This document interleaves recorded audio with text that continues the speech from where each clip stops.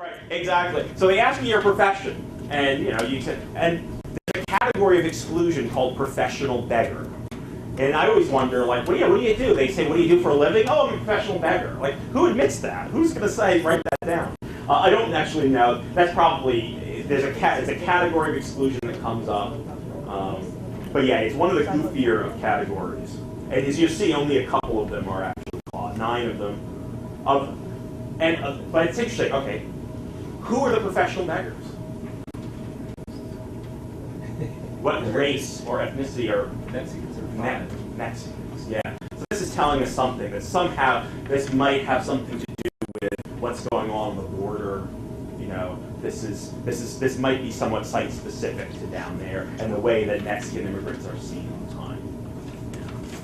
That might be a hint of what that is. So yeah, so we've looked at a number of some data, some information, and I think we've been able to kind of give. I've been able to hopefully give you at least a snapshot of immigration. Now let's look at some more specific issues in our now probably 15 and a half minutes. Just give it a second to pop up. Is there a light dimmer?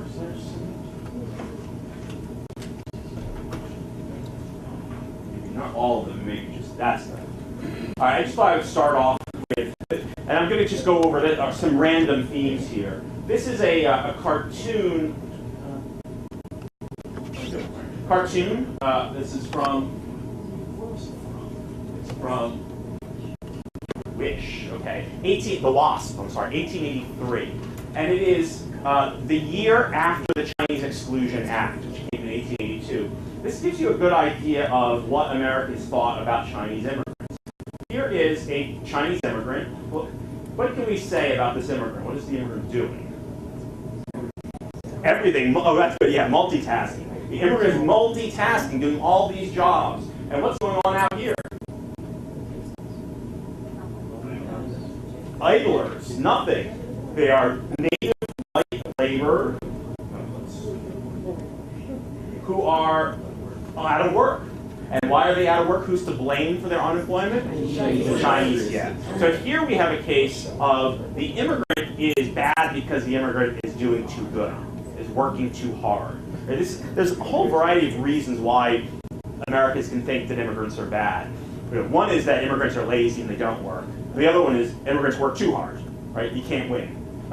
So this is the immigrant who's working too hard, doing too much, and also implicitly here, what else? Working hard, working a lot of jobs, and taking American jobs and working for less money. Doing all this work and doing it for less money. This is the stereotypical Chinese immigrant with the queue in the back. This is the hair, rather typical outfit for a Chinese immigrant. Sometimes it's today, if you travel around the world today and look at people, it's amazing how much similar people are dressed around the world, and there are some exceptions, but the uniform of t-shirts, jeans, sneakers, you can go around the world. Now, there are still people who have traditional dresses, but more and more people, if you were to go to China, most Chinese are going to, wear clothes that are very familiar to us. The Chinese immigrants at the time are very distinct in their clothes and their hairstyle, and they look very much different. I mean, I'm not talking racially, I'm talking in terms of their attire, as opposed to Chinese immigrants today who are dressed like pretty much everybody else. Is this a native publication? I don't think it is actually. And this is the Wasp. That wasn't really the use of the term at the time. That comes in the 20th century. That's another thing to realize. We talk about nativism. This is pretty widely held views. Of the Chinese. This is not like some little wacky racist publication on the side. This is a pretty standard mainstream view of Chinese immigrants, widely held. So it's not going to be all that scandalous. To show you how widespread these views are, look at this one. This is not a cartoon, it's an advertisement. And it's an advertisement for laundry detergent. Remember, what job often do Chinese immigrants do? Laundry, yeah. So this is Uncle Sam, a Chinese immigrant, the cue up in the air. Why is he kicking? Because he's using the magic washroom. He doesn't need the Chinese immigrant anymore.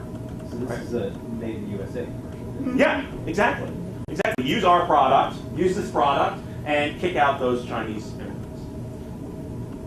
So they're using, when you think about it, they're using, and this is not uncommon at this time, to use racial stereotypes to sell products.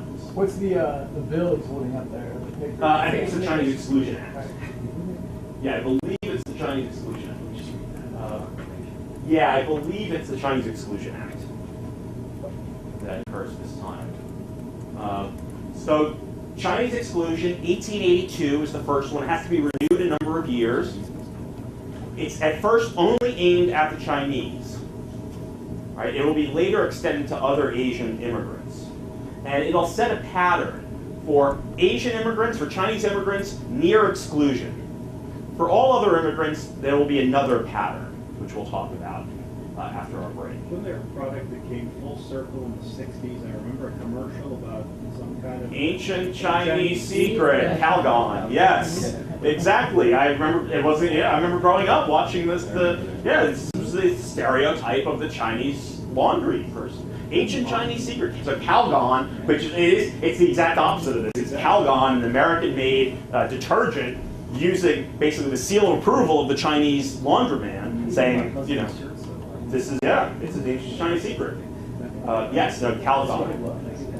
I think you can actually find it on YouTube. I think it's on YouTube somewhere if you search for it. So now, does not exclude all Chinese immigrants. The law excludes Chinese laborers. Going back to that professional, skilled, unskilled, teachers, doctors, clergy, students are still allowed to come into the country. Businessmen, merchants are still allowed. You'll often find immigrants coming in, Chinese immigrants, after exclusion going, oh yes, my business partner is already here. Right? You would claim, if you were a Chinese immigrant already here, you would claim, oh yes, so-and-so who's coming in is my business partner. That's a way. There were ways to get around Chinese exclusion. Prior to Chinese exclusion, about 250,000 Chinese in America, mostly on the West Coast. I'm going to skip through a couple of these things. I want to talk about immigrants where they lived when they come to America. This is what? Dumbbell tenements, yes. Well, originally, just a tenement in general. What is a tenement? Multi-family. The actual, we connect the word tenement with immigrant today, but a tenement is really any multi-family building, 3 or more people, an apartment building. But it's come to be viewed, the classic tenement is sort of a classic working class and immigrant building. This is a classic, this is a dumbbell tenement, but before the dumbbell is actually not that great, but it's a reform. The classic tenement has 4 apartments, right? Now, let's forget that there is the dumbbell here. It has 4 apartments, 3 rooms per apartment, that includes the kitchen, and 1 window. So a front window, or for these, a back window. Now, how many people are going to live in here? Could be 7, could be 8 people. Depends how many children they have. They could take in boarders to help pay for the rent. So you're talking about a lot of people crammed into a very small apartment with very little light or ventilation. The whole purpose of the dumbbell tenement is to create more ventilation into the building. So the dumbbell, this is looking from the sky, looking down, 2 buildings, 2 tenements put together.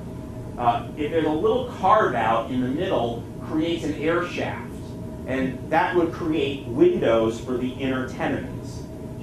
That was a huge, this is an actual dumbbell tenement. It's not very wide, as you can see. We're not talking very wide.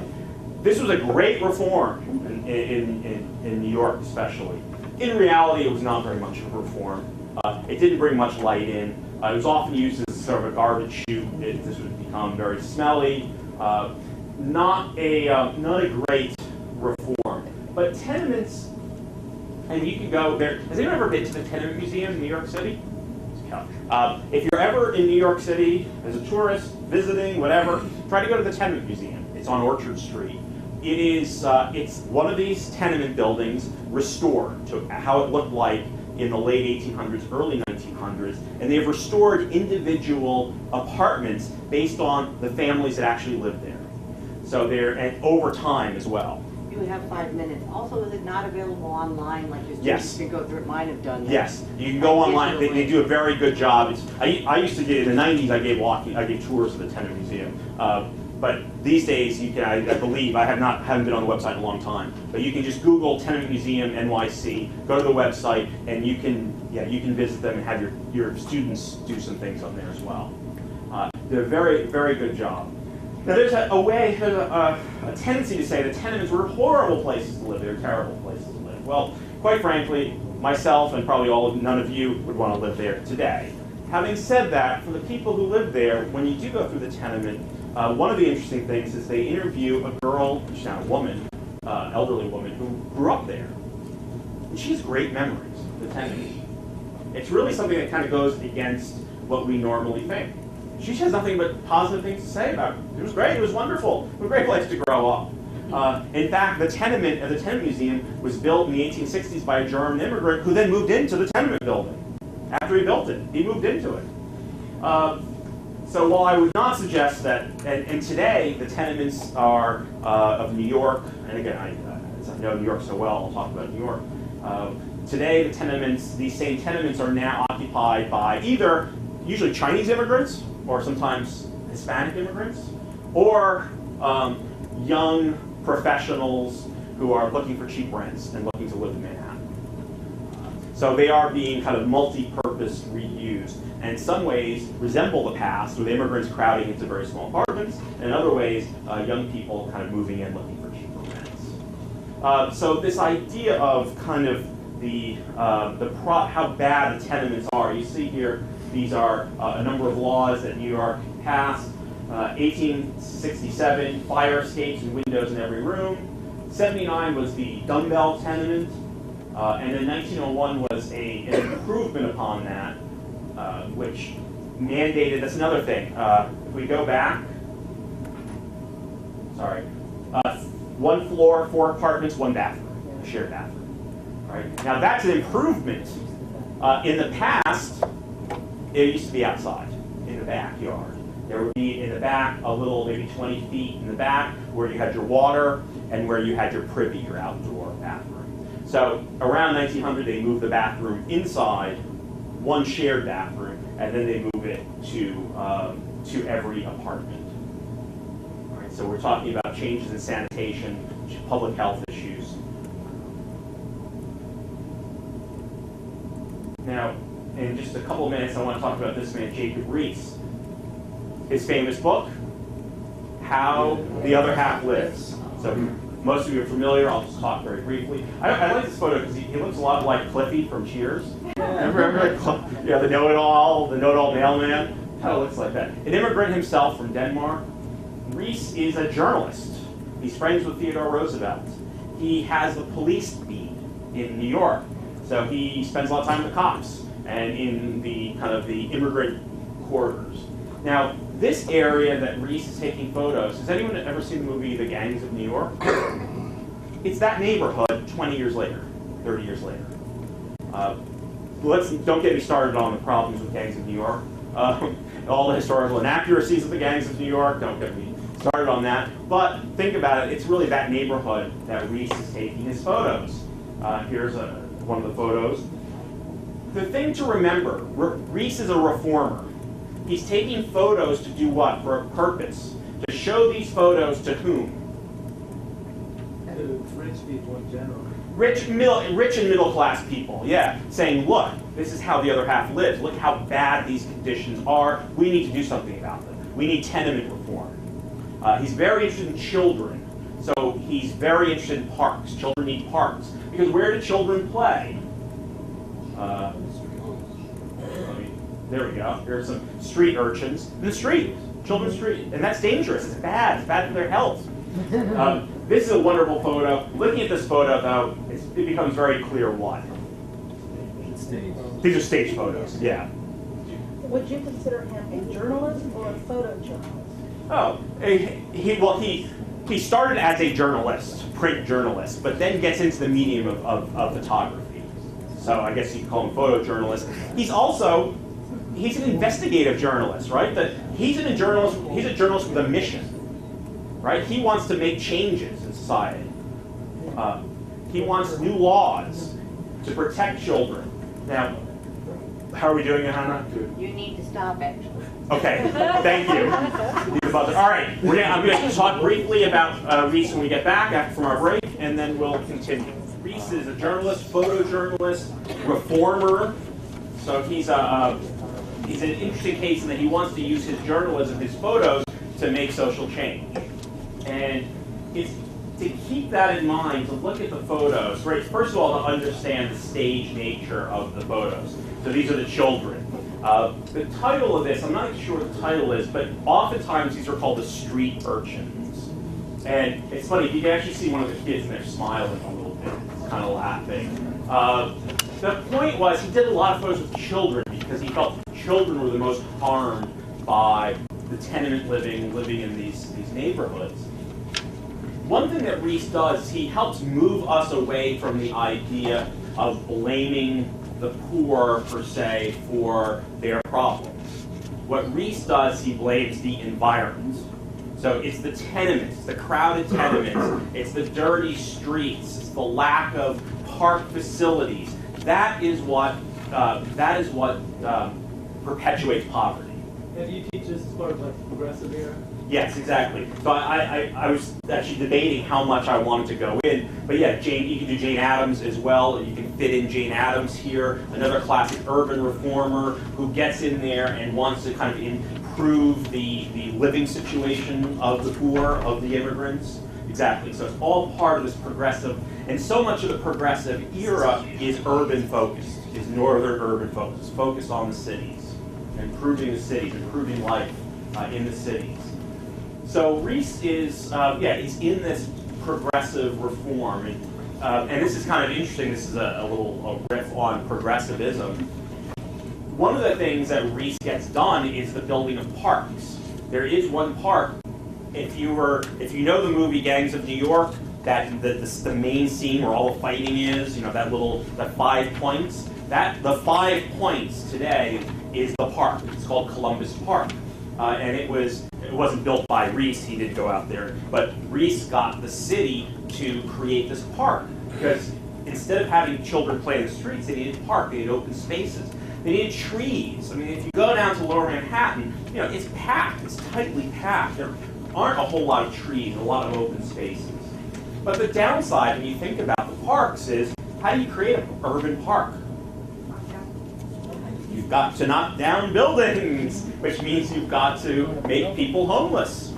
What do we call this? I don't know if Cincinnati, if there has a tradition of this. Gentrification or relocation? No, earlier, like let's say, think about 1940s, 50s, 60s. Urban renewal. Yes, you could say that Jacob Reese is kind of the godfather of urban renewal, which is the idea that you tear down existing communities, tenements, buildings, to make way for things like parks and so forth. We've got a great system of parks here in Cincinnati County. If you're going to be in town, Are any of them did Olmsted do a lot of work here? Yeah, yes, in Olmsted. Unfortunately, I'm leaving this afternoon, but yeah, I've read a little bit. I mean, Olmsted, New York, and Boston, big. So yeah, I kind of thought that. Is there one major park? Well, Eden Park is real close to here. You could also go up to Croton Service Road, which is on the edge of that. Okay. Yeah, I mean, but when you have land, and when you have open land, it's easier to make parks. It's tougher to make parks where they've already been developed and you already have apartments on there. That means you have to relocate people and dislocate people, and that is kind of what ends up happening there. Here's another example. Here is this is a tenant. This is someone's home, and you see the dad is he is a cigar maker. So dad is rolling cigars, and what do you have at his side? Mom and the kids, and the kids are working. Right. So children. How old would you say the child is here? Looking at the camera. 8. Yeah, I would say she's here around 8. Working. Child labor. Yeah, this is now. So it's not a. when you look at Reese's photos, you have to think, what did Reese see when he made these photos? What did he want people to see when they saw these photos? What did he want people to see? And this is where you get to kind of staged. So here, you know, the reaction he wants to elicit is, oh, these poor children. You know? Now, we know a little bit more about the lives of children at the time. You know, my guess is these kids had actually a pretty good time growing up.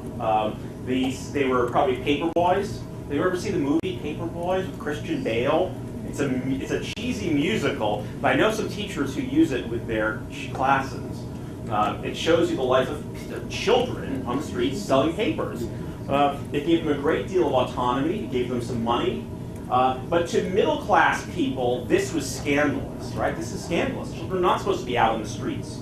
That's bad. You know, for working-class kids, this was often seen as freedom, a form of freedom for them. So it's also the way we perceive this. And I would argue that Reese is making this look much worse than it really is, which is not to say that it's not bad. That makes sense. I tried to tell this to a woman the other day, and she got very angry with me. That she seemed to say that this was, you know, would you want to live there? No, I don't want to live there. We don't want to live there. This is not what I'm saying. But we have to understand how the people who lived there, what they felt and what they did. And many of them, and most people, create, they make do with what they have, right? They work within the constraints that they have, and they often, you know, are able to craft lives out of what we often think of as not very good circumstances. To many middle-class people, they couldn't see this, right? It was difficult for them to see this, and sometimes it's difficult for us because we have the amenities of middle-class living. Like, I don't want to go back to a time there's no air conditioning. Okay, I just don't. But to see how this functions, you could see this as as child labor, as the perniciousness of child labor, or you could frame it another way. Family together, yeah, working together, and doing what? By working together, they're able to make money. Make money, right? That's, you know, child labor. And no, I'm not a defender of child labor. I just want to do away with child labor laws. When you think about child labor, and this sometimes happens today with immigrants today, who often are not quite, don't quite know our child labor laws. Some of these families needed their kids to work, right? They needed the child to make money. What? I said some of us need it now. Yeah, it would be nice. I think more kids should work. Yeah, and we say no, and that's exactly right. I That don't have a problem with it. this is a clash of it's not a way to look at morality. It's a clash of values, right? For one set who say that children should not work, right? We need to protect children. We need childhood to be protected, and certainly, we need, we don't want to say kids in mind, but in the other sense, we could say that it's good for the family because it helps the family make money, and it also inculcates in children certain values when they do work. Yeah. They grow up and Values don't that they develop in the rural communities, and then when they transform into the urban, Sure. that was what they knew. They knew the whole family getting up and going to work. And so Children always work on it farms. wasn't a leap, yeah. Exactly. Children always work on farms. And yeah, you're right. Much of the child labor laws are a reaction to industrialism. It's the child, the 8-year-old child in mind. What? The The Amish still do it. I think the Amish get exemptions from a lot of these laws. They're able to.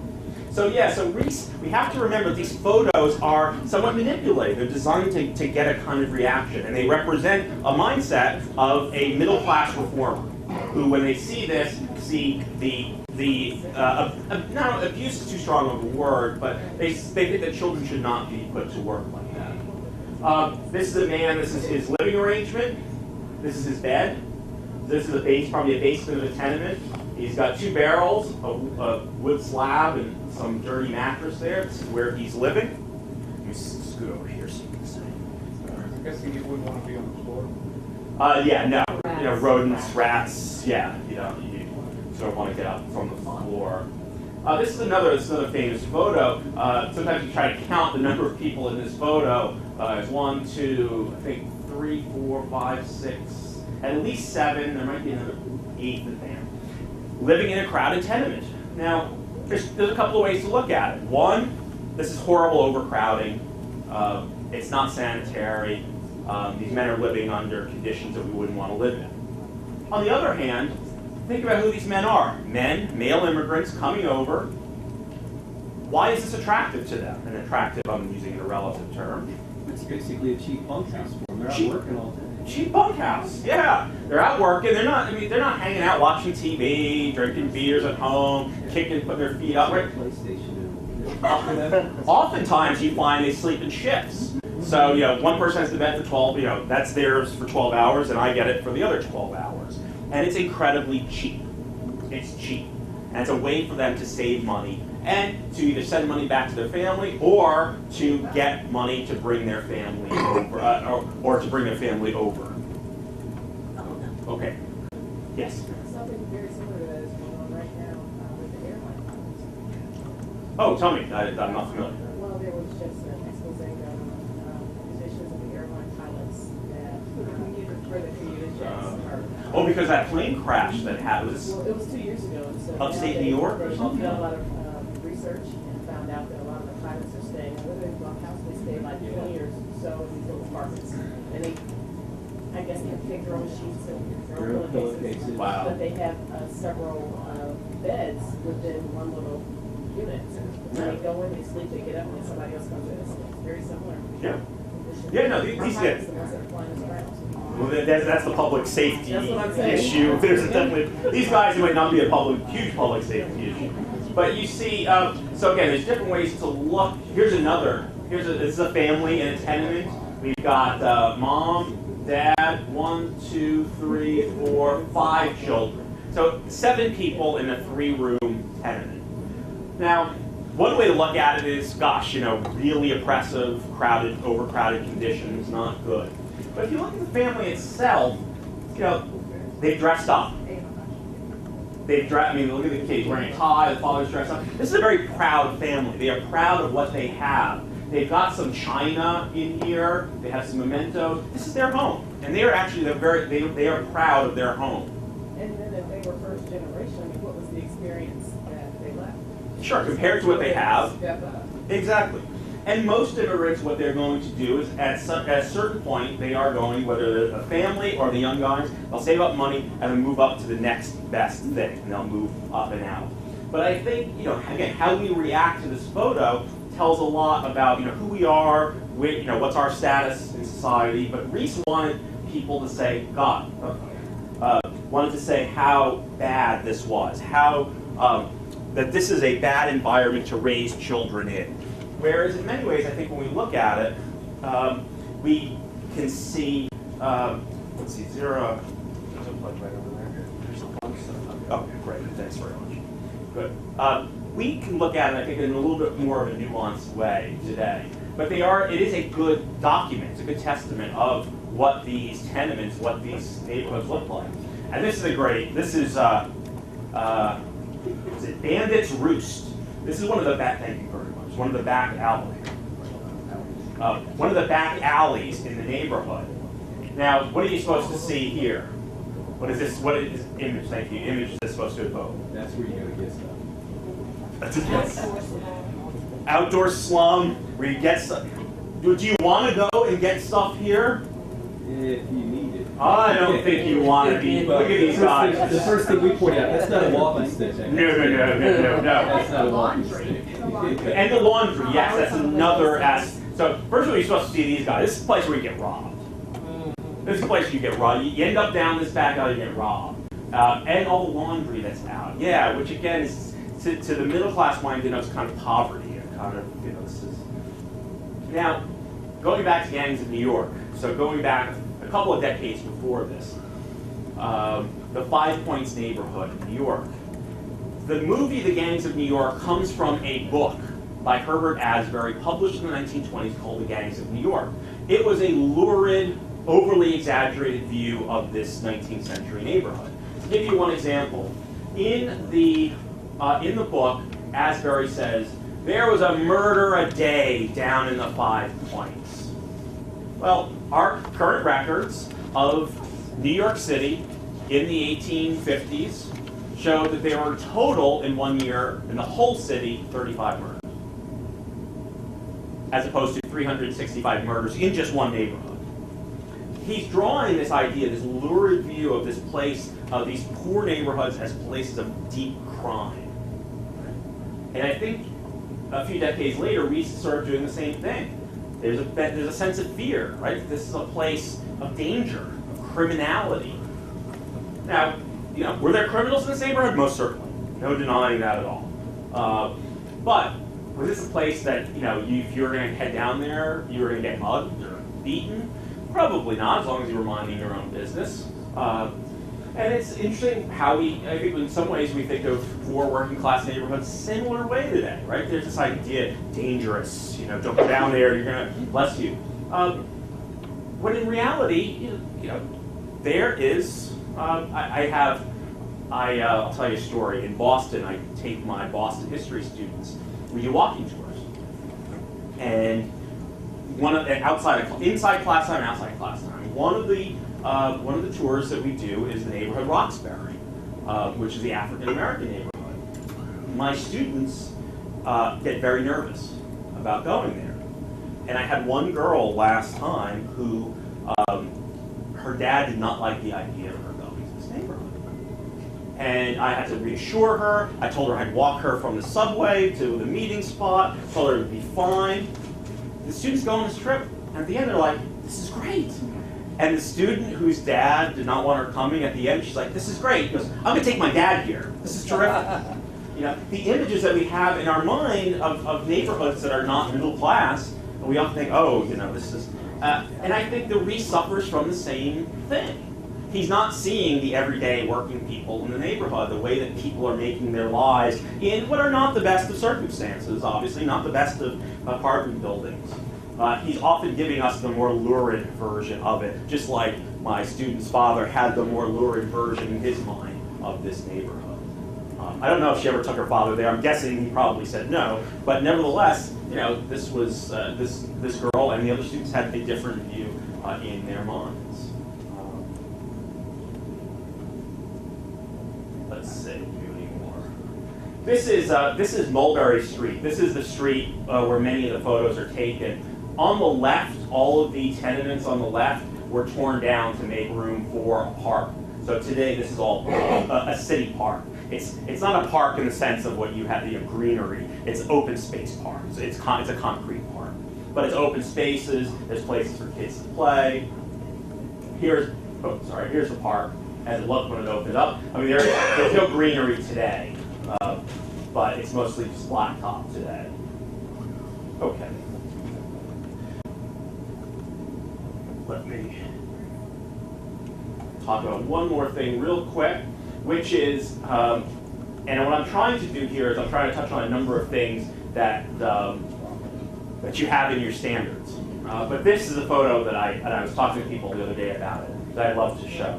We think about today the automobile, how polluting the automobile is, right? The carbon issues, how terrible it is, and clog up streets and all that. Well, what do you think city streets looked like before the car? What was the main form of transportation? Horses. What do horses leave behind?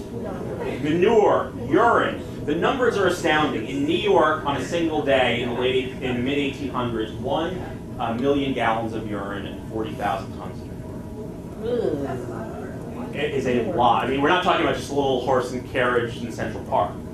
We are talking about a lot of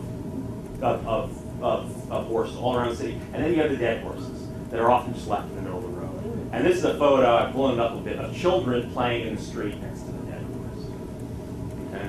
So anytime people say, oh, things were always better in the old days. The old days were always better. But yeah, think about what it was like just even to walk around in the city with all these horses. Last night I was downtown and they had the little horse-drawn carriages, and I walked by and there's like 2 horses there, and boy, did it stink.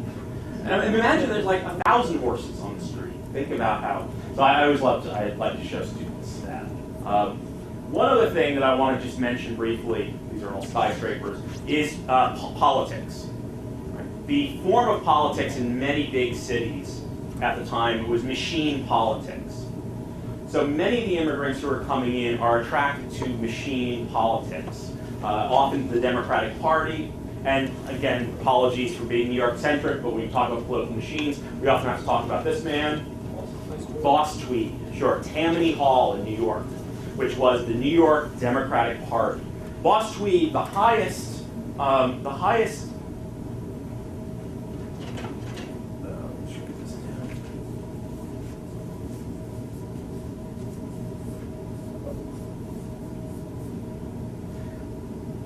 He was not the highest office he held was state senate. His power came from choosing who got to be mayor. So you didn't get to be mayor until he ran the machine. He chose who was going to be mayor, who was going to be assemblyman, who was going to be state senator. And then once they were in there, they were beholden to Boss Tweed and to the machine. And when you think about a machine, I often do this with my students. You know, there's a boss at the top. It's an organization. You have ward bosses, so the city's broken up into wards. You have neighborhood leaders. You have block leaders, and then you have the people. It's a hierarchical organization, right? What other hierarchical organizations do we have? Well, more specifically, what? The Catholic Church. Yeah, sometimes the church. You know, for some, not everyone, it's the church, but the Catholic Church. Exactly. Pope at the top, the cardinals, the bishops, the archbishops, monsignors, the priests, and the people. And many of the immigrants coming the newer immigrants are increasingly Catholic as well as Jewish, right? So to Catholic immigrants, this kind of hierarchy it's very normal to be part of a hierarchical organization. To many Protestants and Protestant reformers, both the Catholic Church and the machine are terrible. They go hand in hand. There's an awful lot of anti-Catholic feeling in America, which really dates back to the Protestant Reformation, before there was even America, tensions between Protestants and Catholics. And the political machine to Protestant reformers looks a lot like the Catholic Church, just as bad. Right? A hierarchical, anti-democratic organization. There's another organization which comes sort of later, which is also hierarchical, immigrants, the mafia. Boss at the top, you have a hierarchical organization. And when you think about the political machine worked a lot like the mafia, in the sense that the people owed their loyalty to the boss. Right? In turn, the boss protected the people. This is what other form of society does this kind of look like? Not American. Sort of, but within a monarchical system, often a feudal system, right? The lord and the serf. So the serfs owed the lord their loyalty. He would often serve in their military, in the lord's military. And what did the lord owe the serfs? Protection. Yeah, protection, safety. He would be the protector. So the boss was a lot like that. The boss would protect the people. Do you need help? You know, what if there's a pothole on your street? The light was out. You go to the boss. What if little Johnny, your nice boy, got arrested? What would you do? You know, you're a widow. You're a widowed seamstress. What do? You don't have a lot of power. You can go to the political machine and say, hey, look, my kid's a really good kid. He just made a mistake. Can you do something about it? The boss will say, sure, we'll take care of it. Johnny's out. They now have a loyal member of the political machine. So when election day comes around, little Johnny is not only going to go out and vote often, maybe 5 or 6 times, but will often go and also get other people who will work on behalf of the machine. The machine would give jobs to people, government jobs often, would give out turkeys at Thanksgiving, would give out coal in the wintertime, sneakers to children. They would have things called chowders. It's not just a Boston thing, it's a New York thing, which would basically make free dinners, all-day affair, picnics. That hasn't gone out of favor either. What? That hasn't gone out of favor. It still exists in smaller communities. I mean, even to the extent you have David Patterson and his father, who was a ward boss. Oh, in New York, you Yeah. mean? Well, yeah, I mean, the Pattersons came out of the Harlem Democratic machine, which was the remnants. There is, though, there's an interesting analogy today. The direct analogy to the Chowders is there's a congressman from South Carolina named Clymer. He's the third most powerful Democrat in the House. And he's a very powerful politician in South Carolina. And he holds, instead of chowders, he holds barbecues. Big barbecue for hundreds of people. You come and you get free food. right? And then you're also beholden to, you're going to come out on election day and work for the Democratic ticket. So things like that. That's really what the machine is doing. It's trying to bind the politicians and the people. Now, that's the positive side. The political machine did help generally powerless people. It was a way for them at least to get some kind of a voice in government. Of course, the downside, which is what the reformers were talking about, was they were really, really, really corrupt. I mean, really corrupt. We're talking Boss Tweed, tens of millions of dollars at the time. And again, what's Hosni Mubarak worth in Egypt? The 70 billion was something that I, where do you get the money from? Kickbacks and skimming. Skimming money from our aid, oftentimes from our aid. Skimming money and kickbacks. How did Boss Tweed get his money? Skimming and kickbacks. Say New York is the most famous, the downfall for Tweed was something called the Tweed Courthouse, the building of his courthouse. It's still there, it's behind City Hall, if you ever go to New York. It's a beautiful building. The building itself cost millions of dollars to build, whereas this is 1870s. The original estimates were $250,000 to build. So why did it cost so much? Well, let's say, so the city's building this courthouse, we need it to be plastered. The plasterer gets $1 million contract. Well, is he taking the million? No, he's taking $100,000 and giving $900,000 back to the Boss Tweed for getting the contract. They paid $40,000 just for brooms. So the guy who was selling the brooms was connected to the machine, right? He kicked back that money. So very corrupt. Tweed ends up being charged. There's a big scandal. He's charged. The story goes he fled to Spain. He was infamous because of Thomas Nast's cartoons. This is Tweed here. Thomas Nast was a cartoonist in New York. He was German. He was anti-Tammany. He was anti-Catholic. He bequeathed to us some other symbols. What did besides Boss Tweed? What did he give to us? The donkey and the elephant. Mm-hmm. And he also was the first person really to draw the modern Santa Claus. He didn't come up with the idea of Santa Claus. But the Santa Claus that we know today. So he does all. He's just merciless against Tweed. And here this is the Tweed ring. Who's to blame? You see here are all the contractors who got the contracts, and everyone's pointing to someone else. It's someone else's fault. It's interesting to note these guys here. We're going back in time a little bit. This is 1870s. If you look at how they're drawn, these are supposed to be Irish immigrants. They're drawn as as gorillas. They have kind of simian features. And that was common. That was actually common in England. The British press often drew the Irish, again, a lesser race. They were deemed a lesser race. They drew them in these features. In America, Nast is one of the few cartoonists who does do that, but he's known as well. He hates the Irish for drawing them in this way. This is another Nast cartoon, right? Moneybags.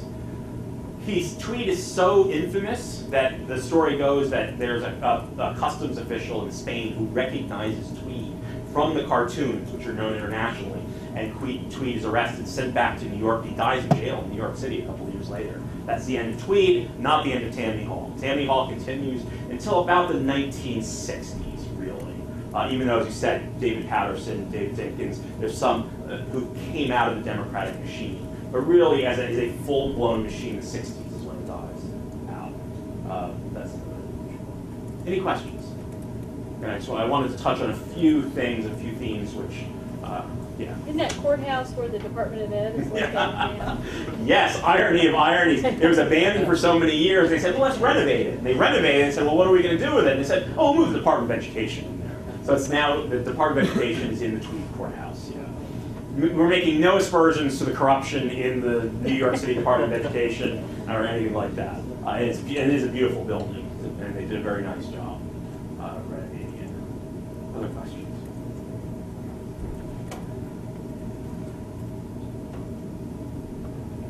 All right, let's switch one more. All right, some of this stuff I want to go through sort of what's based on my book about Ellis Island. We touched on a lot of this stuff, so I'm going to go through it a little bit quickly. I want to look at a couple of cartoons. I like cartoons. How do people use cartoons with their students? students really, I find, I use them with my college students, really like cartoons. It's a good way not just to teach the history, but also teach the process of analysis, how to analyze things, how to take symbols. What are the meanings of symbols? That images are not one-dimensional. There's 2-3 dimensions to it. That something can represent one thing, but also represent something else. It symbolizes something else. It's a very good kind of pedagogical tool. This is called, and this is the actual title of the cartoon from 1882, Judge Magazine, respectable magazine, The Dream of the Jews Realized. And what you have here is the sound for John Smith dry goods coming down, and in its place, Moses Eichstein. You've got Lippheim diamonds. You have the New Jerusalem Herald. Well, it doesn't take too much to see what's going on here in the cartoonist's mind, which is, if I could summarize it simply, the cartoonist believes that the Jews are taking over, right? They are too damn successful. Remember the Chinese immigrant that we'd seen earlier, one working all that, right? That's another view of it. That the Jews are so successful that they are driving out the John Smiths. They're driving them out. How can you compete with people like the Jews who are, and again, think of all the stereotypes, the crafty. This is what this cartoon is saying. That they are too successful. They're too good at business. And there's no way that the natives can compete. So here's one element of a kind of anti-immigrant cartoon. This is the flip side. This is The Stranger at Our Gate, 1896. Two men, Uncle Sam, and then the immigrant. How do we describe the immigrant? Pitiful? Yeah, pitiful. What? Yes, exactly. That's what I was saying. The man's carrying a lot of baggage, right? This is his baggage is poverty, disease. He's got some other baggage going on. I know it's hard for some of you to see. He's got a bomb in the back that says anarchy. What's this red thing? Can you tell? A keg, a beer keg. And it says Sabbath desecration, which means that he's drinking on Sunday. Yes. This is not meant to be any one immigrant, because who were the Sabbath desecrators, all you Cincinnati folk? The Germans. Yeah, the Germans. And sometimes the Irish, but really the Germans. And when you think about this, and this is what you always have to remind your students, why were they drinking on Sunday? Because they were working on Saturday. They're often working on Saturday, right? There's not really a 5-day week. It's a 5.5 or even 6-day week. So they say, yeah, it's the only time we can go to our beer halls. So native-born Protestants are saying that is sacrilegious. I was talking to someone about the history of baseball class. When the National League is created in the late 1800s, they don't play baseball on Sunday and they don't sell alcohol. Well, this is before the major leagues are still in flux. So there is a new organization called the American Association, not the same as the American League today. And it says, we're going to be the beer league. This is beer ball. We're going to play on Sunday, we're going to sell booze, and we're going to charge less. And it's no surprise that where's the strength of the American Association? The Midwest, the Germans, yeah. In places like Cincinnati, places like St. Louis, it's the Germans who are often behind this. So yeah, the Sabbath desecrator.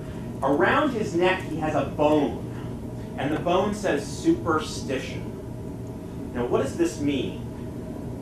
He's got beliefs, religious or cultural beliefs that are deemed superstitious. Remember, the new immigrants coming in at this time are fewer and fewer Protestants, more and more Catholics and Jews. And Catholics and Jews is seen as kind of a more superstitious religion. Okay? So these are not this is not Protestant immigrants, these are Catholics, they're Jews, they've got their saints, they've got their figures, they have their little amulets, they've got these things they have their folk ways. There's a wonderful movie I use with my students called Hester Street. It's about life in the Jewish Lower East Side, and the Jewish female immigrant who comes in, before she sends her kid out in the street, she takes salt and puts the salt in the kid's pocket, right, to ward off evil spirits. That kind of superstition. Hester Street. It's a wonderful movie from the 1970s. It touches on a lot of topics as well. You can also talk a lot about the role of women in the movie as well. So he's got a lot of baggage. What's Uncle Sam doing? Holding his nose. All right, here, this is one of the ways, sort of multiple meanings. What does the holding one's nose mean? Stink, yeah, all right. So it's implying that there's some kind of stench emanating from this pitiable creature here. What else can it mean? Yeah, he's sort of condescending, right? He's looking down, and actually if you trace, he's sort of looking right down his nose to the immigrant. He's condescending, he's uppity, he's looking right, he thinks he's better than this immigrant. Now there's another meaning, a third meaning, a little slightly more obscure, but I think it actually gets to the heart of what this means. I'm going to hold my nose. I think it's often in politics. I don't like any of these candidates. I'm just going to hold my nose and vote for. I don't really want to do something, but I'm going to do it anyway. Holding one's nose means I don't like to do this, I don't want to do this, but I'm going to have to do it for whatever reason. And here, Uncle Sam, there's some text at the bottom. The immigrant says, "Can I come in?" And Uncle Sam says, "Gee, I suppose so. There's nothing I can do about it." So Uncle Sam, as much as he doesn't like this immigrant, is going to have to let him into the gate, into America. So he's going to have to hold his nose and let the immigrant by. Now, the cartoonist is wrong at this period. As we'll see, there are laws to keep immigrants like this out, which are newly created, but they are there. The theme, the symbol of the gate, that there's a gate to America through which immigrants must pass, is sort of a new concept at this period, that immigrants have to pass through a gate. Here's another immigrant cartoon. This is similar. We have an immigrant coming to the shores. How does he compare to the previous immigrant? Is he pitiable? Pitiful? Is he skink? What? He has baggage as well. Instead of a keg, he has a coffee urn, which should give you a hint. He looks a little better put together, which is giving you a hint of what the cartoonist thinks about immigrants. He makes a better presentation here. He's got baggage, but he looks all right. He looks healthy. He's standing erect. He's standing firm. And what are these five gentlemen, well-dressed gentlemen, doing here? We don't want you. Stay out. So you would think that possibly, like Uncle Sam, this is an anti-immigrant cartoon. But we have these figures up on top, these five figures. Who do they represent? Generation removed. Yeah. The immigrant ancestors of these wealthy individuals, right? So really the cartoonist, and I often ask my students, so is it a pro-immigrant cartoon or an anti-immigrant cartoon? And at its heart, it is a pro-immigrant cartoon, right? It tells Americans, don't be hypocritical, right? Don't keep your ancestors who are immigrants. Don't forget your roots. Don't forget your roots, don't forget where you came from, who you are, and this man is no different than your ancestors. So it's really scolding those who would keep the immigrants out. This is a pro-immigration cartoon. And let's not forget that Americans at this time were conflicted over immigration. Right? There was anti-immigrant feeling, and there was pro-immigrant feeling, and there was a whole lot of feeling in the middle of people who kind of liked immigrants, but were also kind of worried about immigrants.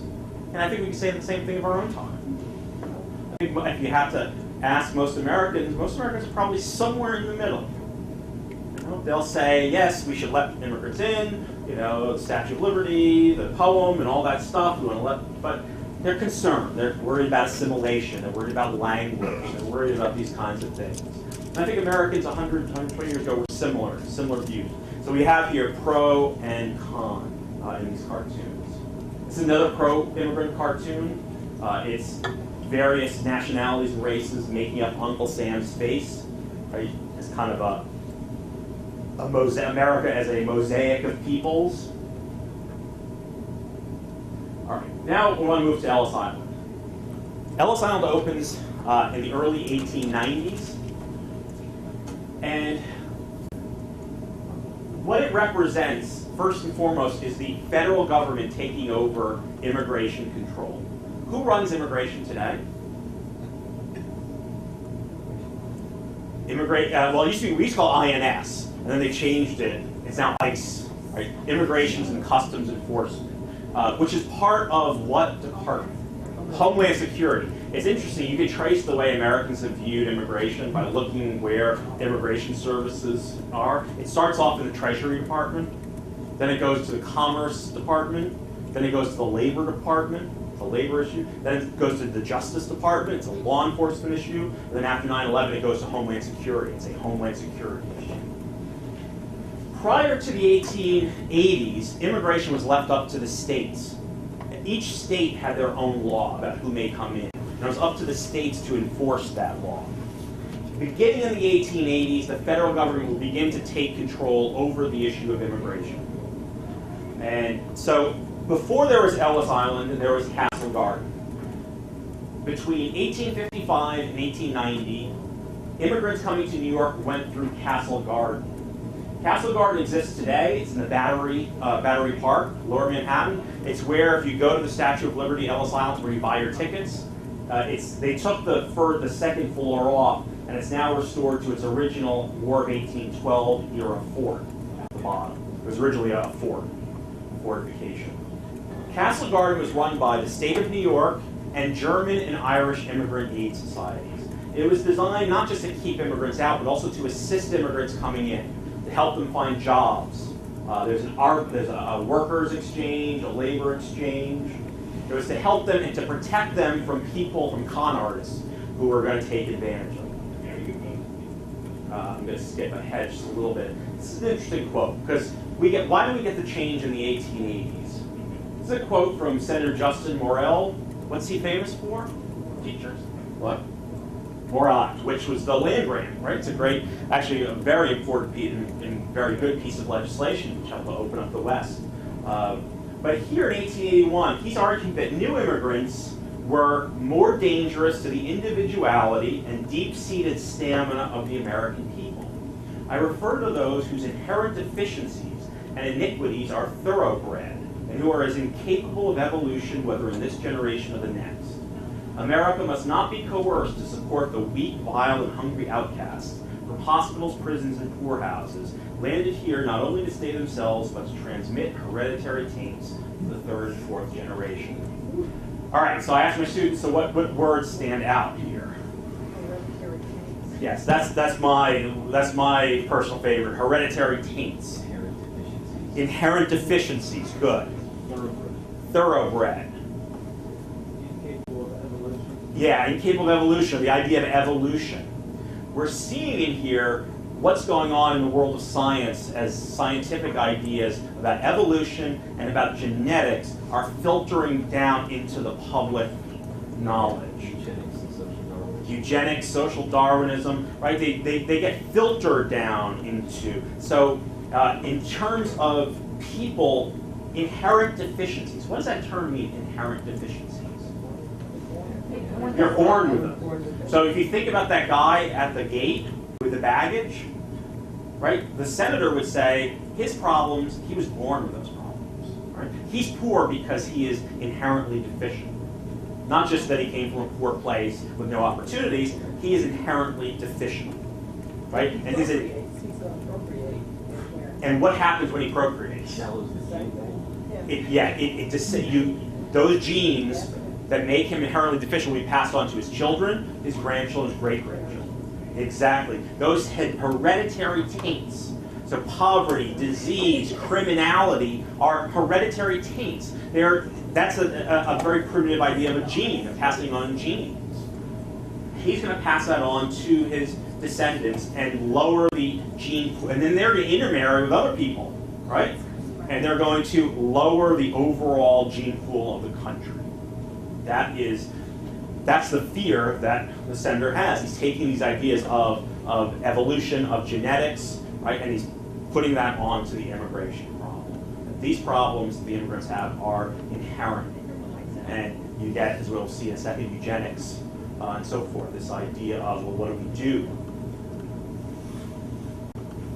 So, why this 1880s, 1890s? We see an increase, if we look at our table from the beginning, we begin to see an increase in the 1880s of the numbers of immigrants coming in. We're starting to get 500,000 a year in the 1880s. We also get a shift. We're always talking about new immigrants and old immigrants. The great thing is that today's new immigrants will be tomorrow's old immigrants. Today's old immigrants used to be the new immigrants. So the old immigrants in the 1880s were the Irish and the Germans. The Irish used to be seen as, again, inferior, deficient, the lowest of the low. Now they're beginning to look okay to native-born Americans compared to the new immigrants. And the new immigrants are coming from they're coming from Southern and Eastern Europe. So if we look at the 1880s, the three countries that send the most immigrants to America are Germany, the UK, England, and Ireland. 20 years later, that's completely changed. The three countries that are giving the most immigrants are Italy, Russia, and the Austro-Hungarian Empire. Most of them are going to be Catholics and Jews. We look at through numbers, the 1880s, about a 4-to-1 ratio, Northern Europeans to Southern and Eastern Europeans. 1890s, about even, and then 1900s, 3-to-1 flipped the other way. So the ease of assimilation with dress, food, language, those things. Yeah, completely different, completely new. These are, so if you get fears of assimilation and deeper fears like morality, these are even more inferior, right? They're lower on the racial hierarchy chart. A couple of things very quickly. One, we have to always keep in mind when we're talking about this time that the U.S. is not the only place taking immigrants. What other countries are accepting large numbers of immigrants? Late 1800s, early 1900s. Think of immigrant nations. We tend to be so American focused. Sometimes we forget. Canada. Canada, definitely Canada. Where else?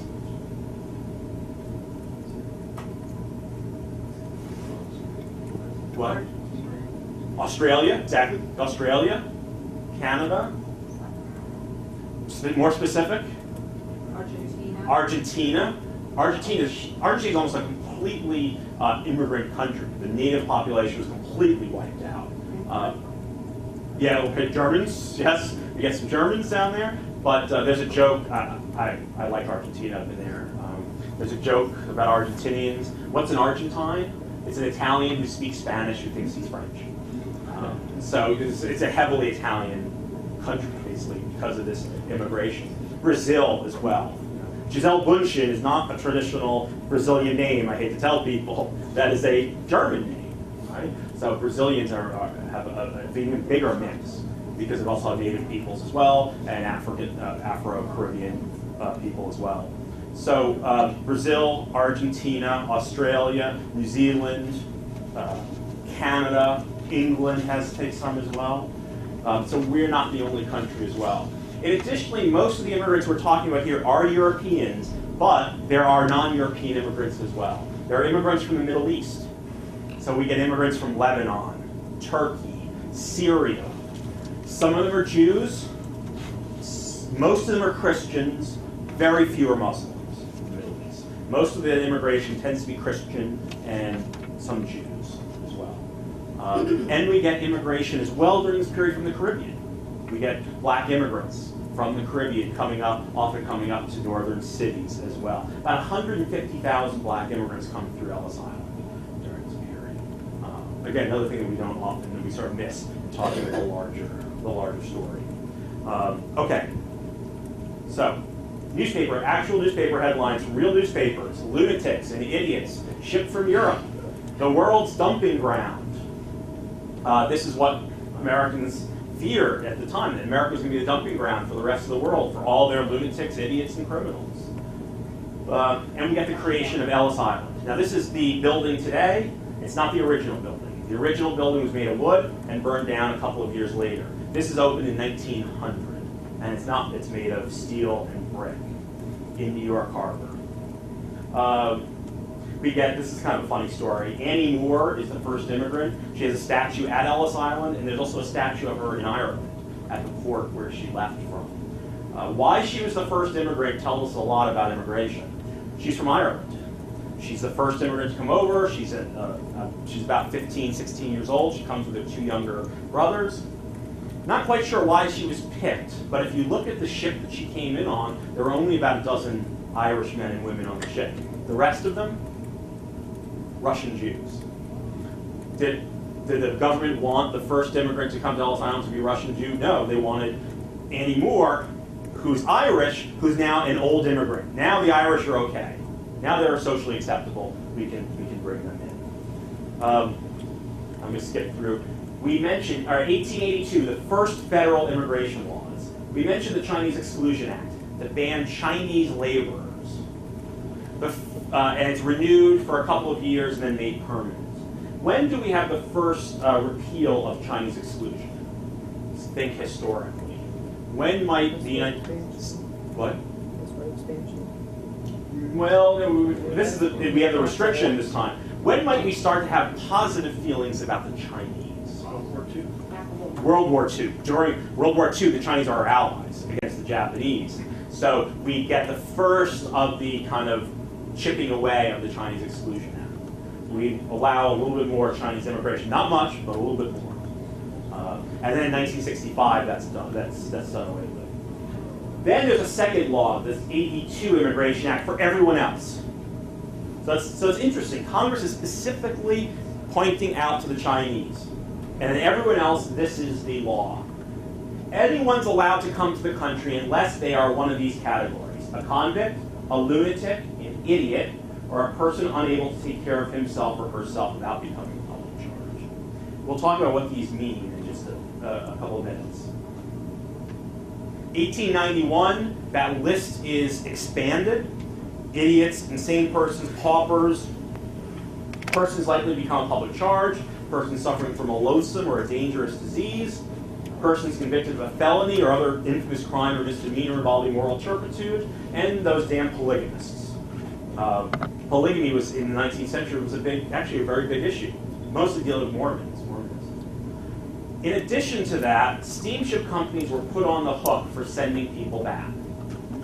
What that means is that steamship companies would weed out immigrants before they sold them tickets. Why? Because they didn't want to have to pay a fine if an immigrant was turned away.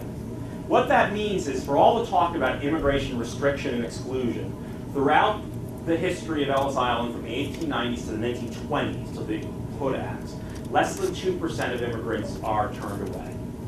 If you get to Ellis Island, you have a 98+% chance of getting in. And the main reason for that is that steamship companies won't sell tickets to immigrants they think are not going to make it. They have their own inspection stations in European ports. I haven't found a lot of good statistics, but one statistic I found on the number is in 1 year, I think 1906, 1907, it was estimated that 60,000 immigrants were not given passage to the United States by steamship companies. Now again, we talked about immigration to other places. A lot of those people ended up in other places. They went to Canada, they went to Australia, they went to Argentina. They didn't come to the US. In 1903, anarchist is added to the list. Why would you add anarchists to the list in 1903? Assassination of McKinley. Yes, the McKinley assassination by Leon Czolgosz, who was an anarchist, who claimed to be an anarchist. So we got to put anarchists. It's another category of people we don't want here. Let's talk briefly about the categories. As we saw earlier, the main category that people were sent home for was persons likely to become a public charge. What does that mean? Welfare. Welfare. Except that there really wasn't welfare at this time. But a public charge would have meant there was, it would have meant the poorhouse, the poorhouse, the mental hospitals were all public institutions. So someone who ended up in one of these public institutions, or someone who ended up as a ward of private charity, right? Private charity had to take care of them. The interesting thing about the wording of this phrase, if you think about it closely, one is what a public charge is, but the other is likely to become. I'm not a big grammar person, so I don't know what the actual tense is of that. But what it's asking is, what? The potential. Potential to become. Not currently is. It's asking, the Congress is passing this law, putting these words in, and it's up to the officials at Ellis Island and all the other ports. There are many Ellis Islands at all ports and borders all around the country, asking government officials to interpret this, and are asking them to predict whether the immigrant in front of them might be, in the future, a public charge. That's Morell's quote, and it's the hierarchy of the view of ethnicities and races. Yes, you would immediately think that they would sort of resort to the racial hierarchy. And we see a little bit when we saw, for instance, the professional beggars, half of them were Mexicans. There's an element of that. But at Ellis Island, as much as I can tell, they tried to avoid using racial categories for exclusion. Now, sometimes it would creep in subtle ways here and there, but by and large, they would try to figure out, and I'll talk how it came up in one instance. They were trying to figure out, how do I predict? These officials, what you're getting is not just an immigration law, it's so many laws, the subjectivity of law. That law must be interpreted. And often, the interpretation and the enforcement of law depends on who's doing the interpretation and the enforcement. What political administration is in charge, or in Ellis Island, who's working that day? What officials, what doctors are working?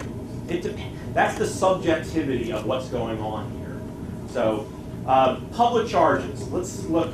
I want to actually. I'm going to get to public charges in just a second. Let me just run through these laws again. This is the 1907 law. Notice how much bigger it is, how much longer. I mean, more categories there are. You see the professional beggars make it in 1907. Prostitution, moral issues become important. Don't worry about all the wording of it. Just know how much bigger the law has become. 1917, the literacy test, as well as you see the categories that are there. Before I go back to public charge, I have some photographs of I'd like to show. There we go. All right, this is immigrants arriving. Standard photo. This is the line. There was a line inspection. So when you got there, you were given a cursory inspection on a line by doctors and inspectors. What that meant is they were looking. They were always looking. There were this idea of kind of the tyranny of the sight, the gaze. I'm looking at you. Are you having trouble walking? Are you sort of limping? Do you look like you're having trouble seeing? Are you having trouble up the stairs? Are you out of breath? They would look. They would touch. This is, you didn't have a lot of privacy. They would run in there. They would look in the scalp to see if there are any scalp issues. They would look at the curvature of the spine to see if there was any problem there. They would look. I saw a number of immigrants who were turned away for heart disease. And I thought, what, they have CAT scans there? I mean, how did they know they had heart disease? And especially this line where, you know, each immigrant, there's a few seconds you get to look at them. What they would look at is fingernails. A fingernail can tell you, I'm not a medical doctor, I'm the fake doctor, I'm the PhD, the useless doctor, not the medical doctor. You look at the fingernails, can tell you a lot about someone's health. And I didn't really know much about this, but then a couple months ago I saw Dr. Oz had a whole show devoted to this. And for instance, one of the things, a curved, like a fingernail is kind of curved like this, can show the potential for circulatory problems. So they were looking for bits and pieces of evidence. And if there was a problem, whether it was medical or whatever, they would mark you with a piece of chalk and set you aside for further inspection. Yes? The ones there were before, right? That's theory. Very good. Very good. So what you have here is a class system. The boat, if you've seen Titanic, you know there's a class structure on the boat. There's first class, second class, third class steerage. The boat comes in, it's a big boat, comes into New York Harbor. When it comes to the harbor, it's boarded by doctors who inspect the first and second class passengers. Very quick board inspection. They look their papers over. If everything's okay, when the boat lands in New York, first and second class passengers get to go wherever they want. They don't go to Ellis Island. Except if they're sick or if there's some paperwork problem. Then they have to go to Ellis Island. So Ellis Island is largely for people coming in steerage, the lowest form. So what that means is, say a family's coming over and they're bringing grandma. Sometimes you'll pay a few dollars extra to put grandma in second class, hoping that she can avoid going through Ellis Island. Now, despite that, you had commissioners of Ellis Island who thought that was a terrible idea. Every immigrant should go through Ellis Island. Why? What kinds of disreputable, undesirable immigrants come through first and second class? Criminals, thieves. What other type of criminal? Yeah, gamblers, prostitutes come through. So they want to send everyone through. But the problem is the immigration. This is something that's not quite understood. Our immigration law is not just for immigrants, it's for anyone visiting the country. So who's coming through first and second class? Usually it's wealthier people, but many of them are tourists. Many of them are just coming for visits. Many of them are British. The British were the people who complained the most about the immigration system. They hated to go to Ellis Island because they hated to be put with the dregs of immigrants which they called them. They hated to be put in with all these other Southern Eastern Europeans. So there was a great political resistance to putting these people through Ellis Island. So they never went through. It's exactly right. The people you're seeing here are people in third-class or steerage, which are believed to be the poorest and those who are most likely to be one of these excludable categories. Immigrants being tagged. Now, about 20% of immigrants were set aside for further inspection, medical inspection, a hearing, or a mental testing, which we'll talk about in a second. Then there was this test, the eye exam. Trachoma, if you remember that the commissioner's report, trachoma was the disease that sent most immigrants home in terms of diseases. Not tuberculosis. I mean, if you had tuberculosis, you weren't going to get a ticket in the first place. You know, that was only people who had maybe got tuberculosis on the ship, or it had been, the effects had come about when they were on the ship.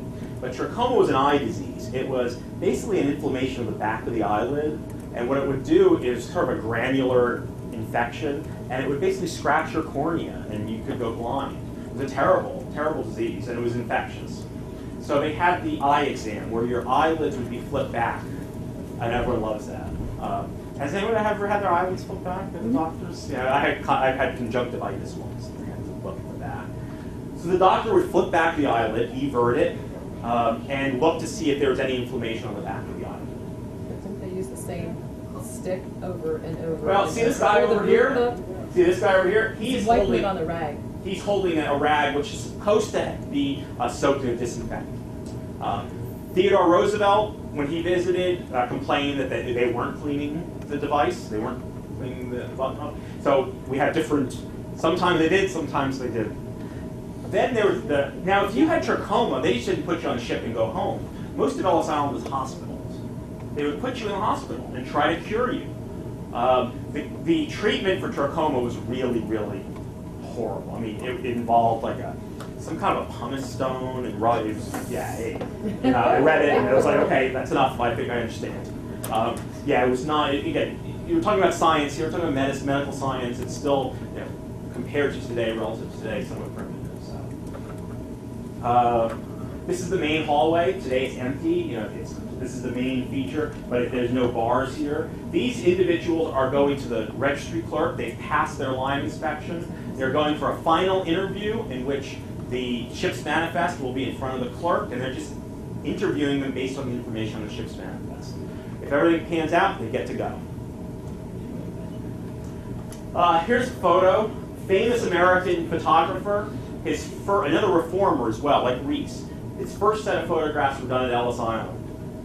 He's more famous for photos of child laborers, and even more famous for photos of men working on the Empire State Building in the 1930s. These great 90 stories up. Do you know who he is?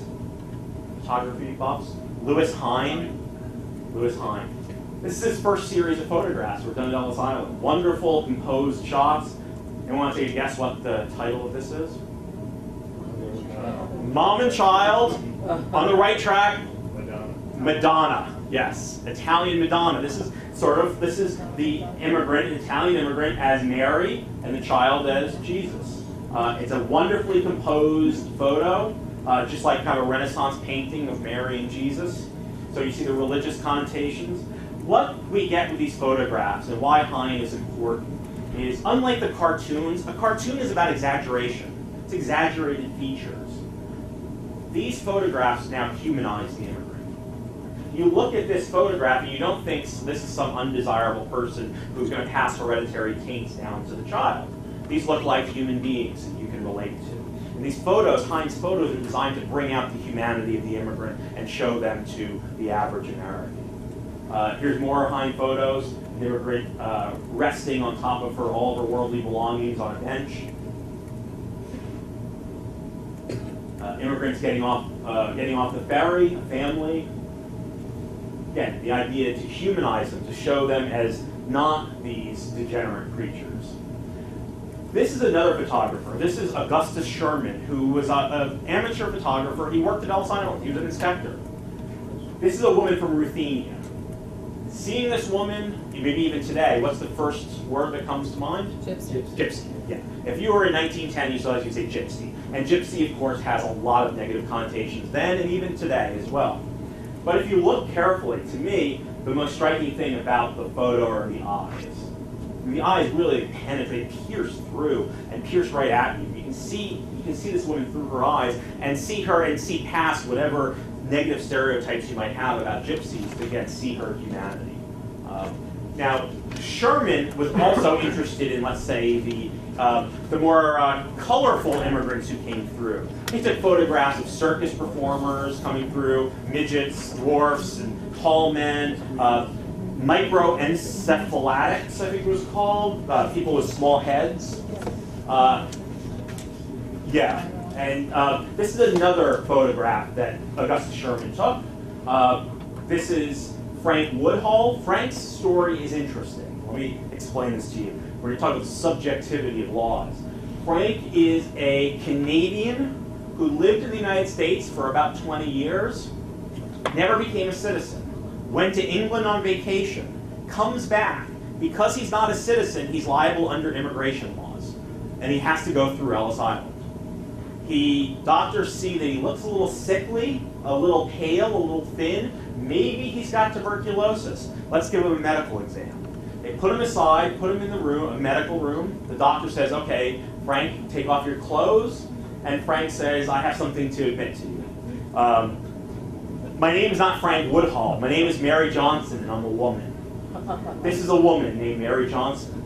For the previous 15 years, Mary had lived her life as a man.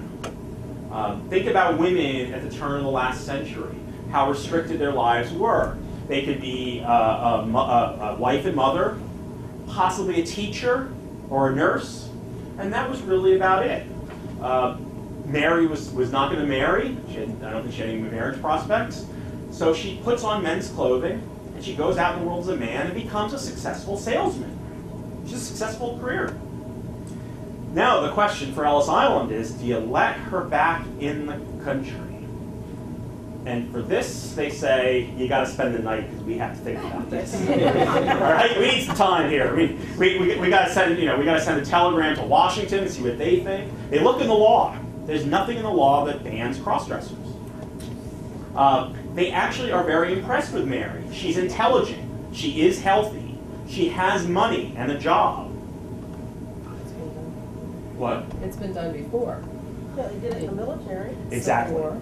Exactly. Hobos. Think about, I often say, think about if this had been a man coming in dressed as a woman. But a woman dressed as a man, there's kind of a history, as you say, in wars, in the Civil War, the Revolutionary War. There's some children's book written, I think, about, who's the famous woman? Yeah, there's a sort of history of women dressing as men to fight in wars. So they end up letting her in the country. They say, okay. If it's a man dressed as a woman, I think they might have found some reason not to let her. Or if she had not been financially stable. Or Anglo-Saxon. Remember, she's also Anglo-Saxon from Canada. Yeah, so she's got a lot of things in her advantage and working for her here. So she's let into the country, and last we find of her, she's heading to New Orleans, and I couldn't find it anywhere I could cover her. So that's the story of Mary Johnson. That's a great photo, too.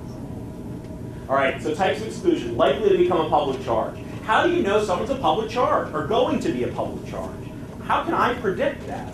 Well, they come up with a $25 rule. You have to have $25 in your possession. That doesn't work out too well. They end up, for complicated reasons, they end up getting rid of it. Then they start talking about poor physique. An immigrant who comes over who has a poor physique, who's a weakling, remember the 98-pound weakling? That person might be a public charge because we want big, strong, brawny immigrants who are going to work in the factories and the mines. That's the kind of immigrant we want. Well, if we remember earlier, not all of our immigrants coming in were those kinds of laborers. We had tailors. We had people who did not need brawn and skill. And actually Jewish groups complain. They say a lot of our immigrants, male immigrants, are going to be tailors. They're going to be peddlers. And they say success is not just by brawn and might, it's also by brains. It's by what you have, the skill of your hands and dexterity. So that ends up going on the wayside. And you see here more kind of eugenics, more social Darwinism. This is a quote from a very, very respected sociologist in 1914, a progressive reformer named Edward Ross, who says, on the physical side, the Hebrews are the polar opposites of our pioneer breed. Not only are they undersized and weak muscle, but they shun bodily activity and are exceedingly sensitive to pain. If we think back to Senator Morrell, it's not just that they're undersized and weak muscle, but so will their children and their grandchildren, right? They will pass those on because that's a genetic inherent feature. This is what people believed at the time. This is the arguments they made. Moral turpitude. Some of you might have morals clauses in your contract. That's moral turpitude. It's a very broad and amorphous regulation, which is why employers like it. There was a case a couple of years back of a school district letting go an assistant principal for moral turpitude because he was arrested for drunk driving. Basically, moral turpitude is a crime involving the infringement upon the moral sentiments of the community. You know, we as a community don't condone drunk driving, so therefore that's violating that. In terms of immigration, a lot of it has to do with sexuality. Dealing with cases of adultery, premarital sex, out-of-wedlock births. There's, in my book, I have lots of cases of individuals, women often, who, one case I'll tell you quickly, a man comes from Poland, leaves his wife and children behind in Poland with his best friend. They're going to stay with the best friend. The husband comes, works in America for a couple of years, makes some money, sends it over to Poland, brings his family over. When the wife and children get to Ellis Island, the wife is pregnant. He has not been back to Poland in a couple of years. As it turns out, the best friend has impregnated the wife. Now we have a conundrum. This is a case of moral turpitude. This is a woman who's committed adultery. So the man is called, the man lives somewhere out here in the Midwest. He has to go to Ellis Island, and the officials say, well, what are you going to do? To the man's credit, he said, I will take my wife and children, and we'll raise the unborn child as my own. And immigration officials say, that's fine. Let her. He could have very well said, I will take my children, and my wife can go back to Poland. And they probably would have sent her back, right? But he did not. Lots of cases like this. A young man and a young woman, unmarried, coming over together. Officials will often ask probing questions, like, did you have sex on the boat? They would ask very personal questions. If it was deemed that these two were a couple, they could not leave Ellis Island unless they got married. There are hundreds and hundreds of shotgun marriages arranged by Uncle Sam at Ellis Island. Women could not leave Ellis Island by themselves. If you were a single woman coming over, you just couldn't come to Ellis Island and say, all right, I'm here in New York. No. You had to be escorted off the island by a male relative, husband, father, brother, uncle, or under the custody of an immigrant aid society. Why? It was believed that women being the weaker sex, if they were let go into the city, they would be taken advantage of and end up being entrapped in lives of prostitution. Would be the assumption that they are prostitutes? Or that they could be, yep. They were always on the lookout for prostitutes. They used, using ethnic stereotyping, what group of women from what country did they especially think were prone to be prostitutes? French, yes. French women coming over in first and second class often got a very careful going over. How did they know someone was a prostitute? I mean, they didn't write down profession, prostitute. What ended up happening is that there were a lot of poison pen letters that arrived at Ellis Island. So things like, there is a woman who will be arriving on this ship sometime in mid-April. Her name is so-and-so. She is a prostitute. Please be on the lookout for her and make sure she does not enter the country. Or let's say husband abandons wife, comes to, or leaves with another woman. Wife writes a letter saying, my husband will be arriving with his mistress. These things appear. One of my favorite stories, it's not always women who are entrapped in these, it's men too. And my favorite case is a case of a woman. Her name, the family name is Rosen. Her name is Sarah, his name is Julius. Husband, wife, married in Russia. They have about 3 or 4 kids. They come to America. After a couple of years, Julius abandons the family. He moves to London, marries another woman. He does not get divorced from Sarah. He is a bigamist. So, fine. Sarah appears to have done very well for herself. She's raised children. She owns a building and has a store, I think a stationery store in there, or a candy store. Meanwhile, Julius's second wife dies. He comes to the United States, and he starts pestering Sarah and the kids. What, you abandoned us, and then you come back? It sort of looks like he's after her money. So what does she do? She's got her first wife who abandoned her, comes back. She writes a letter to Ellis Island saying, hey, my husband abandoned me and the kids, married another woman, he's a bigamist, he's in this country illegally as a bigamist. Please deport him. And oh, by the way, this is the address where he's staying. Smart woman. So what do? They arrest him, take him to Ellis Island, there's a hearing, and he says, oh, we weren't really married, we were too young, I was forced into the marriage, and anyway, that marriage of that young is not recognized in Russia. So the immigration inspector, who's Augustus Sherman, the guy who took the photographs, says, well, if you were married, then you're a bigamist. If you weren't married, then you're a fornicator. You've had kids out of wedlock. Either way, we're sending you back. They sent him back to England. For years he tried to get in. The government would not allow him back. That's the kind of stuff that was going on here at Ellis Island. The last category I want to talk about were called, in the language of the time, mental defectives. This is the idiots, imbeciles. What we're talking about here is intelligence testing. The terms idiot and imbecile had specific medical definitions. The belief was that you could measure intelligence, and we know today that intelligence testing is controversial. It was controversial then.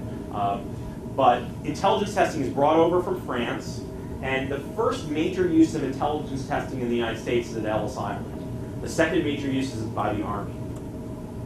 They didn't use numbers to measure intelligence, they used a mental age.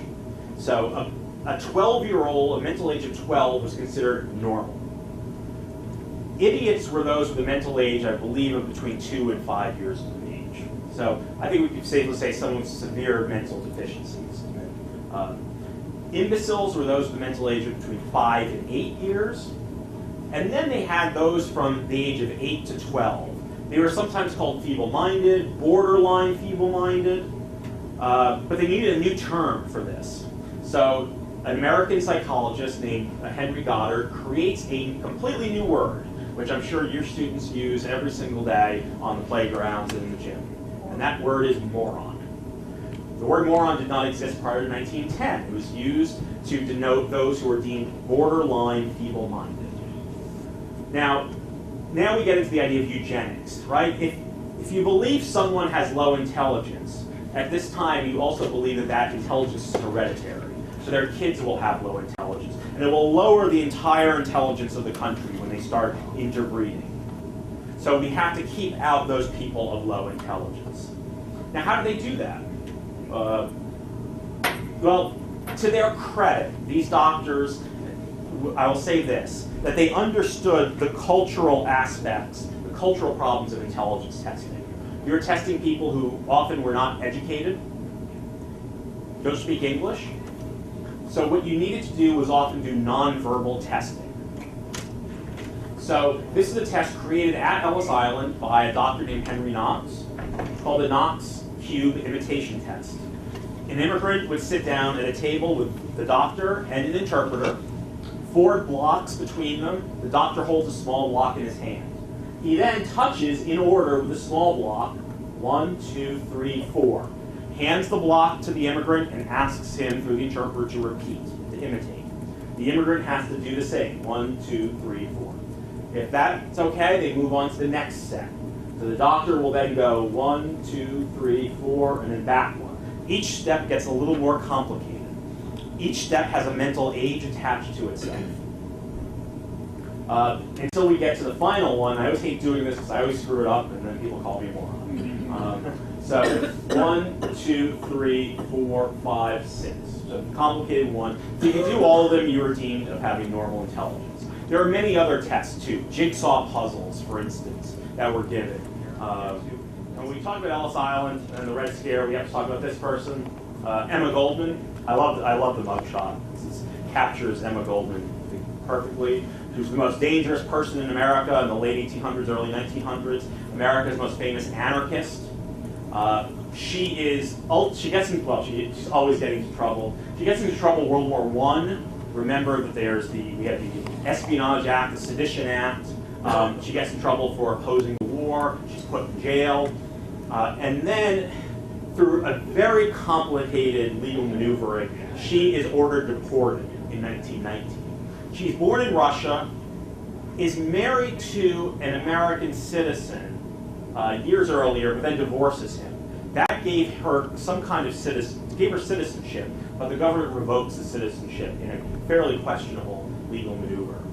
She, along with her lover Alexander Berkman, who had also spent time in jail for the attempted murder of Henry Clay Frick, who was Carnegie's associate in the steel business, they and 247 other people are deported back from Ellis Island in December of 1919. Most of the others are anarchists or members of sort of, not quite Communist Party, but various radical parties. Many of them are Russian immigrants themselves. All of the deportees are immigrants. The deportation of this Red Scare, 1919 and 1920, are immigrants.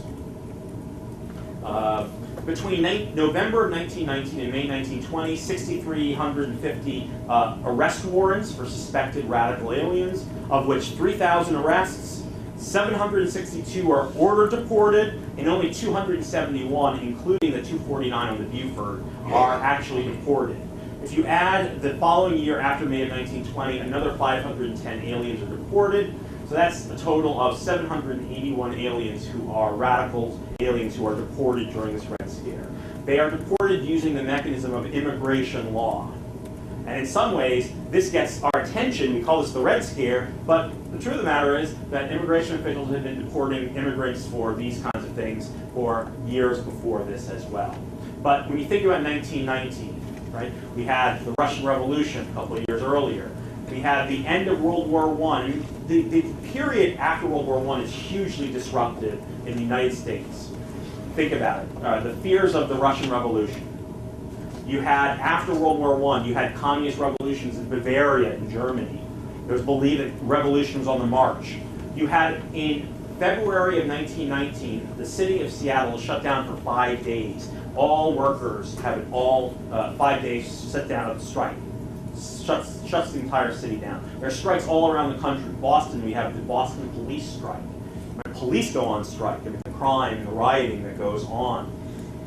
What else is destabilizing the country in 1918, 1919? Influenza. Worldwide, anywhere from 20 to 40 million people were killed. In the United States, I want to say the number is about 600,000 people are killed from the flu. Hugely destabilizing. If you look at sort of victory parades after World War I, you'll notice a lot of people are wearing face masks. And what's this influenza called? Spanish. So it's a foreign thing. Right? Fear of foreigners are tied up into a lot of other things. So we get the Red Scare. In addition, we get a murder of 2 people in Braintree, Massachusetts, sacked by Sacco and Vanzetti. 2 Italian immigrants are arrested for this. After their arrest is the worst case of domestic terrorism in America before Oklahoma City. That was September of 1920, the bombing, May of 1920, the bombing at Wall Street. This is Wall Street.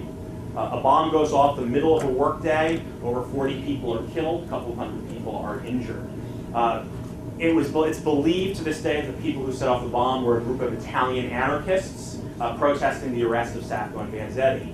So we get the fear of radicalism. This radicalism is much more about anarchism than about communism, although the communist fear is in there as well. Sacco and Vanzetti, by 1927, this case becomes huge. They are eventually executed for their crimes, and to this day there's a great debate about whether they were guilty or not. They were certainly, especially Sacco, were certainly Italian anarchists, followers of a man named Luigi Galliani, who believed in violence and using violence. Whether the 2 men are guilty, most historians believe that they're probably not guilty. That the evidence is not in favor of their prosecution. And then we have the end of Ellis Island, and this is where I'll end. 1921 law and 1924 law establishes quotas based on national origins. So every one of those races and peoples gets a quota, right? I should say, no, I'm sorry, not the race. Every nationality gets a quota. And the countries that get the bigger quotas are the Northern European countries. The further south you go and elsewhere, immigrants get, those countries get 100. To give you a sense, Greece, for instance, has a quota of 300. It's revised in 1924 and made stricter. After the 1924 law, about half of all quota immigrants go to English immigrants. In addition, the visa system is created, meaning instead of coming to America and then being inspected, you go to the American consulate abroad, they interview you and inspect you, and then if you're okay, they give you a visa, then you come to America. What that means is you don't really need an Ellis Island anymore. And Ellis Island becomes, for the next 30 years, pretty much a detention center solely. And I'll leave you with this New Yorker cartoon about the quotas. We have the Indian and the Pilgrims and the Mayflower, and the Indian says to the Pilgrim, you can't come in, the quota for 1620 is full. And with that, thank you very much. I hope you enjoyed it.